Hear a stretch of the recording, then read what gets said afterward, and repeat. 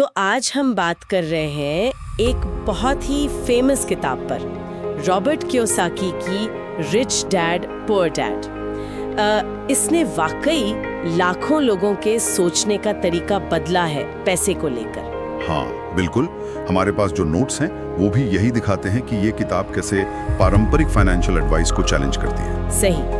और हमारा मकसद आज यही समझना है कि ये क्यों इतनी प्रभावशाली मानी जाती है, क्यों कहते हैं कि ये फाइनेंशियल फ्रीडम की तरफ पहला स्टेप हो सकता है। हाँ, ये इसलिए भी खास है क्योंकि ये सिर्फ टिप्स नहीं देती, मतलब ये नहीं भी पैसे यहाँ लगा दो वहाँ बचा लो, ये तो सीधे हमारी सोच पर ही अटैक करती है। सोच पर बिल्कुल। ये पूछती है कि भाई जो हमें सिखाया गया पैसे के बारे में स्कूल में, घर में, क्या वो वाकई काम का है?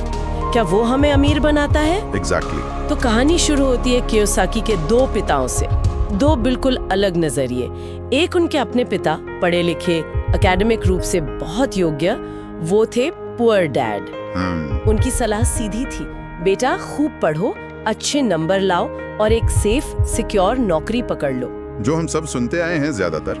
हाँ, ज्यादातर। और दूसरी तरफ थे उनके दोस्त के पिता, रिच डैड।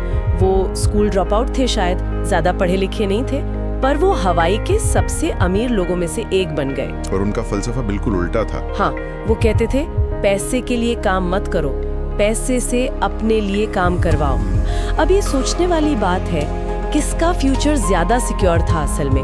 ये सिर्फ दो लोगों की कहानी नहीं है, ये असल में दो अलग अलग फाइनेंशियल फिलॉसफीज हैं जो टकराती हैं। पुअर डैड वो रास्ता दिखाते हैं जो समाज सेफ मानता है। अच्छा पढ़ो, अच्छी नौकरी करो।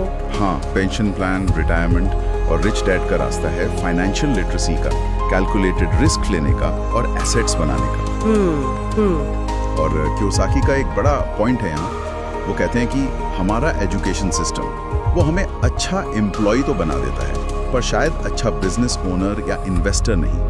वो जो प्रैक्टिकल नॉलेज है ना पैसे को मैनेज करने की, ग्रो करने की, वो अक्सर गायब रहती है। अच्छा।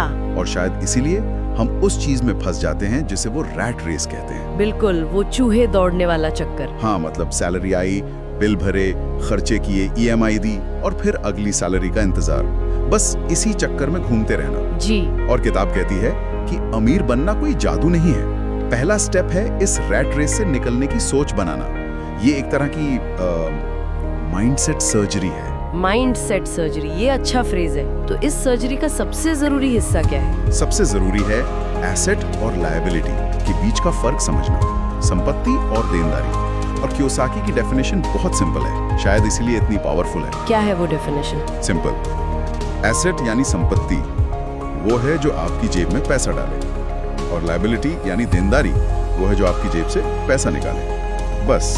ओके, सुनने में तो बहुत सीधा लगता है। हाँ, लेकिन यहीं पर वो सबसे कंट्रोवर्शियल बात कहते हैं, अपना घर जिसे हम सबसे बड़ा एसेट मानते हैं। हाँ, बिल्कुल मानते हैं। कियोसाकी कहते हैं अगर वो घर आपकी जेब से हर महीने पैसा निकाल रहा है, मतलब लोन की किस्त जा रही है, मेंटेनेंस है, टैक्स है, तो वो आपकी लायबिलिटी है, एसेट नहीं। अरे, ये तो मतलब उल्टा ही हो गया। हाँ, जब तक कि वो घर आपको किराया कमा कर ना दे रहा हो या उसकी वैल्यू इतनी बढ़ न रही हो कि वो खर्चों से ज्यादा हो। ये बात हजम करना कई लोगों के लिए मुश्किल होता है। ये वाकई सोचने वाली बात है। अच्छा, तो अगर हम ये माइंडसेट अपना लें और इस एसेट लायबिलिटी वाली डेफिनेशन को मान लें, तो किताब से निकलने वाले मुख्य सबक क्या हुए मोटे तौर पे? 3 बातें हैं जो खास तौर पर निकल कर आती हैं। पहली, जैसा रिच डैड ने कहा था, सिर्फ पैसे के लिए काम मत करो, ऐसा सिस्टम बनाओ कि पैसा तुम्हारे लिए काम करे। मतलब पैसिव इनकम, जैसे इन्वेस्टमेंट, बिजनेस। हाँ, बिल्कुल। इन्वेस्टमेंट हो, कोई बिजनेस हो या कोई भी ऐसी चीज जो आपके एक्टिवली काम ना करने पर भी आपको इनकम दे, वो आपका एसेट है जो आपके लिए काम कर रहा है। ओके, ये हुआ पहला। दूसरा? दूसरा ये समझना कि जो परंपरागत रास्ता है, अच्छी पढ़ाई, अच्छी नौकरी, वो आपको शायद फाइनेंशियल सिक्योरिटी दे दे, पर जरूरी नहीं कि फाइनेंशियल फ्रीडम भी दे। जो एंटरप्रेन्योर होते हैं, इन्वेस्टर्स होते हैं, वो अलग तरह से सोचते हैं। वो नौकरियां ढूंढते नहीं, नौकरियां बनाते हैं। ये भी एक अलग नजरिया है।